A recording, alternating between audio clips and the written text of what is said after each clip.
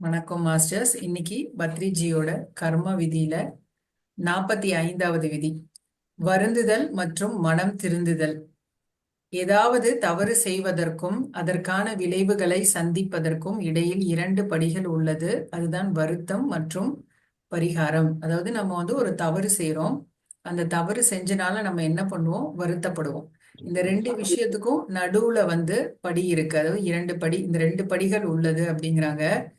இரண்டு படிகள் உள்ளதுங்கிறாங்க. அது என்னன்னா வருத்தம், இன்னொன்னு பரிகாரம். தவறு செஞ்சதற்கும் அதுக்காக வருந்துதல், இது ரெண்டுக்கும் நடுவுல ரெண்டு படிக்கட்டுகள். அது வருத்தம், பரிகாரம். வருத்தம் என்பது நீங்கள் ஏதாவது தவறு செய்துவிட்டு அது தவறு என்று மிகவும் வருந்துவதாகும். உதாரணத்துக்கு, ஒருவர் கோபத்தில் ஏதாவது தவறு செய்துவிட்டு பின்னர் அது தவறு என்று மிகவும் வருத்தப்படுவார். மேலும் அவர், நான் இதை செய்திருக்க கூடாது, நான் தவறு செய்து விட்டேன் என்று மிகவும் வருத்தப்பட்டு அழுகவும் செய்வார். அதாவது ஒருத்தவங்க தவறு செஞ்சிடறாங்க, தவறு செஞ்சுட்டு நான் அதை செஞ்சிருக்க கூடாது அப்படின்னு சொல்லி வருத்தப்படுவோம்ல. இவ்வாறு அவர் செய்த தவறை ஒத்துக்கொண்டு உணர்வதே வருத்தம் ஆகும். மனிதர்கள் உண்மையில் அவர்கள் செய்த தவறுகளை ஏற்றுக்கொண்டு அதற்காக மிகவும் வருத்தப்பட்டால் அதற்கான தண்டனை குறைவாகவே இருக்கும். ஒருத்தவங்க தவறு செஞ்சுட்டு நம்ம செஞ்ச, ஐயோ நம்ம ரொம்ப தவறு பண்ணிட்டோமே அப்படின்ட்டு அதை நினைச்சு நீங்க வருத்தப்பட்டீங்கன்னா அதுக்கான தண்டனை உங்களுக்கு குறைவா தான் இருக்கும் அப்படின்னு சொல்றாங்க. சிலர் தவறுகளை செய்துவிட்டு அவர்கள் சரியாகத்தான் செய்தேன் என்று கூறுவார்கள். அதற்காக அவர்கள் வருந்தவும் மாட்டார்கள். அவ்வாறான மக்கள் அவர்களுடைய தவறுகளுக்கு முழு தண்டனையும் அனுபவிப்பார்கள். ஆகவே செய்த தவறுகளுக்கு மனம் வருந்தி அது தவறு என்று உணர்ந்தால் நீங்கள் அதற்காக சந்திக்க வேண்டிய தண்டனையின் அளவு குறையும். சில பேர் இருக்காங்க, கண்டிப்பா செய்யறது தப்புன்னு நல்லா தெரியும், ஆனா யார் முன்னாடியும் யார்கிட்டயும் அது நான் தப்பு தான் செய்யறேன் அப்படிங்கறத ஒத்துக்கவே மாட்டாங்க. நம்ம செய்யறது தவறு அப்படிங்கறத அவங்க உணரவும் மாட்டாங்க. மத்தவங்க கேட்டா கூட இல்ல நான் தப்பு செஞ்சுட்டேன்னு ஒத்துக்கவும் மாட்டாங்க. அந்த மாதிரி மனிதர்களுக்கு அவங்களுடைய கர்மா முழுக்க போய் சேரும். முழு தண்டனையை அவங்க கண்டிப்பா அனுபவிப்பாங்க அப்படிங்கிறாங்க. ஆனா நம்ம தப்பு செஞ்சுட்டு அதுக்கு வருத்தப்படுறோம் பாத்தீங்களா, அந்த தவற உணர்ந்துட்டீங்கன்னா அதுக்கான தண்டனை அளவு கம்மியா இருக்கும் அப்படிங்கிறாங்க. சிலர் அவர்கள் செய்த தவறுகளுக்கு அவர்களே தண்டனை கொடுத்து கொள்ள முடிவு செய்வார்கள். அதாவது அவர்கள் பல நாட்கள் உணவு உண்ணாமல் பட்டினி கிடப்பார்கள். வயதானவர்களுக்கு ஒரு மாதத்திற்கு உதவி செய்வார்கள். வருடக்கணக்கில் அனாதை குழந்தைகளுக்கு உதவி செய்வது போன்றவைகளை தேர்வு செய்து செய்து செய்வார்கள். அதாவது என்னன்னா, சில பேர் தப்பு செய்வாங்க. தப்பு செஞ்சுட்டு இந்த பரிகாரம் எல்லாம் பண்றாங்க பாத்தீங்களா. நம்ம ஊர்ல நிறைய பேர் பாத்தீங்கன்னா தப்பு செஞ்சுட்டு கோயிலுக்கு போய் அவ்வளோ கோயில்ல போய் பரிகாரம் செஞ்சுட்டே இருப்பாங்க. ஏன்னா தப்பு செஞ்சுட்டோம், கடவுள்கிட்ட போய் அதுக்கான பரிகாரம் செஞ்சுட்டா அந்த தண்டனையில இருந்து தப்பிச்சிடலாம் அப்படின்னு திரும்ப திரும்ப வர அந்த தப்பை செய்வாங்க. அந்த தப்பை செய்யறதை நிறுத்தவும் மாட்டாங்க. தப்பு செய்வாங்க, கோயிலுக்கு போவாங்க, பரிகாரம் செய்வாங்க. இதை ஒரு ஒரு பழக்கமா வச்சிருப்பாங்க. பட் அவங்களுக்கு தண்டனை கண்டிப்பா கிடைக்கதான் செய்யும். திருந்துறவங்களுக்கு தான் அந்த தண்டனை கிடைக்காம போகும். இதுல இவங்க சொல்றது இந்த தப்பு செஞ்சுட்டோன்ட்டு அவங்க அவங்களுக்கே தண்டனை கொடுத்துக்கிறதுக்காக போகும். வயதானவங்களுக்கு போயிட்டு ஒரு மாசத்துக்கு ஒரு மாதத்திற்கு உதவி செய்யறது, அனாதை குழந்தைங்களுக்கு எல்லாம் வருஷ கணக்கா உதவி செய்யறது, அதே மாதிரி பட்னி கிடக்கிறது, அவங்களே தன்னை வருத்திக்கிட்டு பட்னி இருக்கிறது, இந்த மாதிரி தன்னைத்தானே வருத்திப்பாங்க. மத்தவங்களுக்கு இந்த மாதிரி செய்யறது மூலியமா அவங்களே அதுக்கான பரிகாரத்தையும் அவங்க செஞ்சுக்கிறாங்க. அதாவது அவர்கள் செய்ததற்கு சுயமாகவே தண்டனை வழங்கி கொள்வதாகும். இது ஒரு வகையான அவர்கள் மனதையும் ஆன்மாவையும் தூய்மை செய்து கொள்வதற்கான ஒரு வழியாகும். சோ அவங்க மனசையும் ஆன்மாவையும் தூய்மை செஞ்சுக்கிறதுக்காக இது ஒரு ஒரு வழியா அவங்க செஞ்சுட்டு இருப்பாங்க. அவ்வாறு அவர்கள் அவர்களை தண்டித்துக் கொள்வதால் அவர்கள் அவர்களுடைய தவறுகளை உணர்ந்து அதை திருத்திக் கொள்வதற்கான வேலையிலும் அவர்களை ஈடுபடுத்திக் கொள்கிறார்கள். தவறு செஞ்சுக்கிட்டாங்க, ஆனா அதை அவங்க திருத்திக்கணும் அப்படின்ட்டு அதுக்கான வேலையில அவங்கள ஈடுபடுத்திக்கிறாங்க. அவ்வாறு அவர்கள் அவர்களை தண்டித்து கொள்ளவில்லை என்றால் கர்ம விதி அவர்களுக்கு தண்டனை கொடுக்கும். அதாவது கர்ம விதி தன் காலை எடுத்து வைக்கும் முன் அவர்களே அவர்களுடைய தவறுகளை சரி செய்து கொள்கிறார்கள். கர்மா வந்து அவங்க அவங்களுக்கு தண்டனை கொடுக்கறதுக்கு முன்னாடி அவங்களே அவங்க செய்த தவறுக்கு தண்டனை கொடுத்துட்டு அவங்கள திருத்திக்கிறதுக்கான வழியிலையும் அவங்க இறங்கிடுறாங்க. ஸோ அப்படி இந்த மாதிரி விஷயங்கள்ல அவங்க ஈடுபடும் போது அந்த தாக்கம் சொல்றாங்கல்ல, அந்த கர்மாவுடைய தாக்கம் வந்து கம்மியா தான் இருக்கும். அதனால இந்த மாதிரி நம்ம செய்யணுங்கிறாங்க. நம்ம நிறைய பேர் சொல்றதுதான், வாழ்க்கையில தொடர்ந்து வந்து கஷ்டத்தை நீங்க வந்து பார்த்துக்கிட்டே இருந்தீங்கன்னா நீங்க போய் 4 குழந்தைங்களுக்கு உதவி செய்யுங்க, அனாதை இல்லத்துக்கு போயிட்டு உணவெல்லாம் கொடுங்க அப்படிங்கிற மாதிரி செய்வோம். தான தர்மங்கள் எல்லாம் செய்யுங்க. சோ இதெல்லாம் எதுக்கு அந்த மாதிரி செய்யணும்னு சொல்றதுன்னா, நம்மளுடைய ஆத்மாவை தூய்மைப்படுத்துறதுக்கு நம்ம செய்த தவற உணர்ந்து செய்யணும். இதுவும் அந்த தவறெல்லாம் நான் செஞ்சுட்டேன், அதுக்கு வந்து நான் கஷ்டப்படுறேன், அது எனக்கு வந்து மனசுல வந்து ரொம்ப கவலையா இருக்கு அப்படிங்கும் பொழுது அதுக்கான பரிகாரமா நம்ம இந்த விஷயத்தெல்லாம் செய்யும் பொழுது கர்மாவுடைய தாக்கம் வந்து நமக்கு கம்மியா இருக்கும். அடுத்தது 46வது விதி, அண்டத்தின் சமநிலை விதி. பிரபஞ்சம் எப்பொழுதும் தன்னுடைய கணித சமன்பாட்டிலேயே தன் பணிகளை செய்யும். பிரபஞ்சம் எப்பொழுதும் நீங்கள் செய்யும் நன்மை தீமை இரண்டையும் கண்காணித்து கொண்டே இருக்கும். நம்ம நல்லது செய்யறது, நம்ம கெட்டது செய்யறது எல்லாத்தையுமே நம்ம பிரபஞ்சம் வந்து சிசிடிவி மாதிரி பார்த்துக்கிட்டே இருக்கும். நீங்கள் ஏதாவது நன்மை அல்லது தீமை என எதை செய்தாலும் அதை கணக்கின் சமன்பாட்டில் எண்களை சேர்ப்பது போலாகும். நீங்கள் உங்க அக்கவுண்ட்ல அதெல்லாம் சேர்ந்துட்டே இருக்கும், நல்லது கெட்டதெல்லாம்.